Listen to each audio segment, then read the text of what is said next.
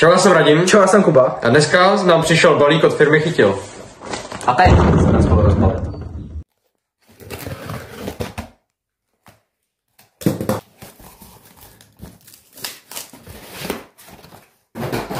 Teď nám přišel takováhle nálož, já si myslím, že to může mít rozbalit. Takže tenhle balík jsme dostali od firmy Chytil. Takže moc děkujeme a jestli chceš mít taky balík za přívětivou cenu, tak nabíjej do popisku, máš tam odkaz na e-shop, e-shop je jednoduchý, vyberi si tam každý a hlavně je to za přívětivý ceny. Tak jdeme na rozbalování. Takže jako první, tady máme letáky.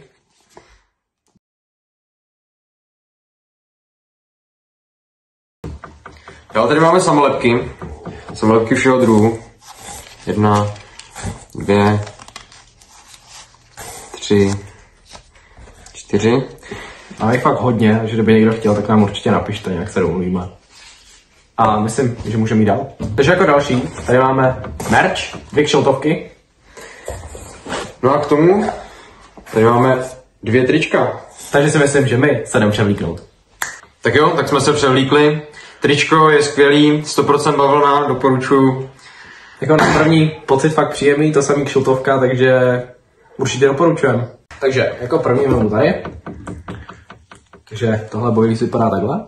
Jmenuje se Pandemia, jestli to vyslovuju dobře. Je to boilies, který je obalený peletkama. Vypadá to fakt zajímavě, ještě jsem to neviděl a my si jdeme přičuchnout. Aha, GG. A přesto to je cítit a jako vůně za mě jako hodně solidní. Ještě jsem takový vůni necítil a určitě se samozřejmě můžete těšit na videa s těma boiliesama, teďka nebudeme testovat, takže si myslím, že bude co točit. Další tady máme tohle. Boosterované. Vypadají takhle. A já si přičuchnout, no. Přičuchnout. Voní taky hodně dobře. Ale je to hrozně divný, říká, ale to fakt voní to suprově. Takovýhle, jakože chytal jsem na hodně boilies, ale toho jsem ještě necítil, voní to fakt suprově. Jinak tohle byla příchuť Krill Max, a to předtím byla Apache, a tohle je zase Apache, a je to vlastně to stejný, akorát větší velikost, takže k tomu už čukat nebudeme. Další, tady máme česnek. Barillo, nevím, jak se to čte. Jsou to takový peletky. A oni jako fakt česnek tam je cítit. Jestli jste někdy měli česnečku od babičky, tak je to dost podobný. Tak myslím, že můžeme jít dál. A máme tady první popky. Je to zase Apache. A ty vypadají takhle hezky oranžově.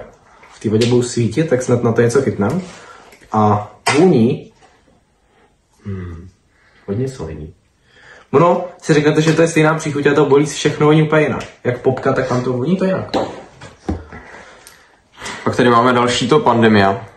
To jsou zase ty peletky, v obalených peletkách boilies. A je to akorát, že je to Krill Max, přesně.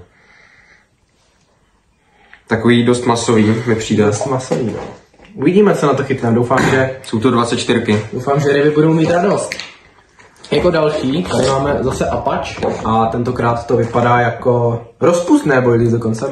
Chtěl jsem říct, že to jsou normální, ale jsou to nějaký rozpustní a to je nějaký zajímavě. Je divný, že, nebo ne divný, ale fakt každý to boilies voní úplně jinak, i když je to stejná příchuť. Potom tady máme játra. Takovýhle peletky. Taky čuchnem. No, taky zajímavý. Voní to úplně jinak než třeba, co Tomáš Blažek vyrábí játra z broskví. Voní to úplně jinak, takže jsem na to fakt zvědavý, ještě jsem na to v životě nechytal.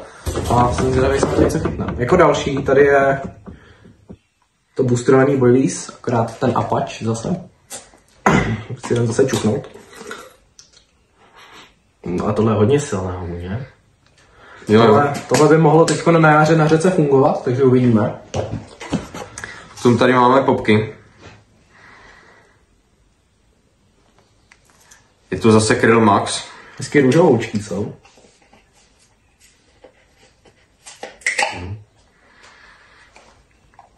No.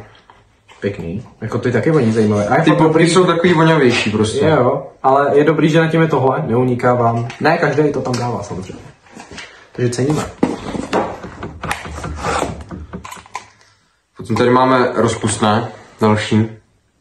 Jinak jakýkoliv náčrt, když jsme přečetli špatně, tak se fakt omlouváme. Akorát tohle boilies máme poprvé.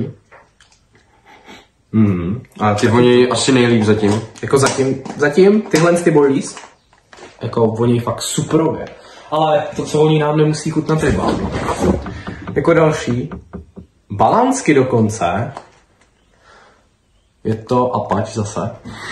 Balansky na ty dostrát chytám, takže tohle to určitě využiju. Má taky docela zajímavá vůně. Určitě. Uvidíme. Kdybyste cokoliv z toho chtěli najít, nebo to všechno je na e-shopu. Chytil, takže když tak se podívejte, odkaz bude v popisku. Jak jsme říkali, dáme vám návod, jak si tam cokoliv vybrat, vybere si tam každý. Další, Pandemia. Zase v obalených peletkách. Teda nevím, jak ty radíme, ale já jsem takovýhle boilies teda ještě neviděl. Už je to hodně zajímavý a fakt je, že každý to boilies voní trochu jinak. A vlastně ono by se mělo 1 až 2 hodiny trvá a odpadávají z toho ty peletky malý, vlastně to udělá takový... Můžeš pokračovat, já už tady mám pár. Nakrvím vám to okolo toho vašeho boilies. Další máme Balance, taky Krill Max. Samozřejmě vám budeme dávat nějaký tipy, až zjistíme, jak to boilies funguje nám. Zatím teda, jak říkáme, tak jsme na něj ještě nechytali. Ale taky jako zajímavá věc. Zatím teda tady nebylo boilies, který by nevonilo. Což ono voní hezky každý boilies, ale uvidíme, jak budou fungovat. Všechno určitě uvidíte. Tak všechno, takže už jdem na velký pitlíky. Jako první tady máme Redfish pelety. Jsou to 20. Docela zajímavý. Na pelety teda chytáme méně, jak nebojí se, ale určitě zkusíme. Co to máme dál? To jsou ještě jednou. Halibu pelety. Halibu. Naje se tady určitě. Že jako další tady je normální malý redfish halibuty. Tyhle ty rád používám do PVAčka, takže určitě se budou hodit. Něco většího. Krill Max, 20, boilies. Není tam asi vidět nic, ale... Určitě ceníme tady ty zavíratelné pytlíčky, to je, nevím, jestli to je vidět, je tady prostě zavíratelný pytlík a to je nejlepší věc, můžu určitě doporučit. A jako poslední, není to poslední dokonce. Jako další tady máme Apache kilovýho. Tady je něco jiného. Je to, nevím, 20. 20 to jsou a opět zavíratelný sáček, to je největší věc, kterou cením. Je asi největší pytel, určitě. To můžeme závodit. Boilies. 3 kilovka. Je to kapří dobroty, netuším, co to může být, ale opět je tady zavíratelný pytlík, pak mám rád, když boilies, který jsou termáky nebo je to větší balení, tak jdou zavřít a my si to tady jdeme vyskládat a ukážeme vám vlastně, co tam bylo všechno.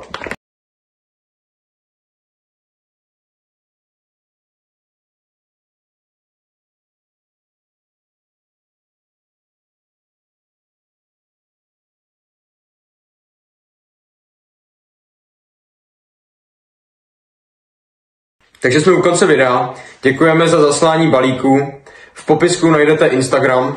A když tam rovnou budete, tak klikněte na e-shop, běžte si nakoupit boilies na začátek sezóny, ať máte na co chytat. A příště u dalšího videa. Zatím čau. Čau.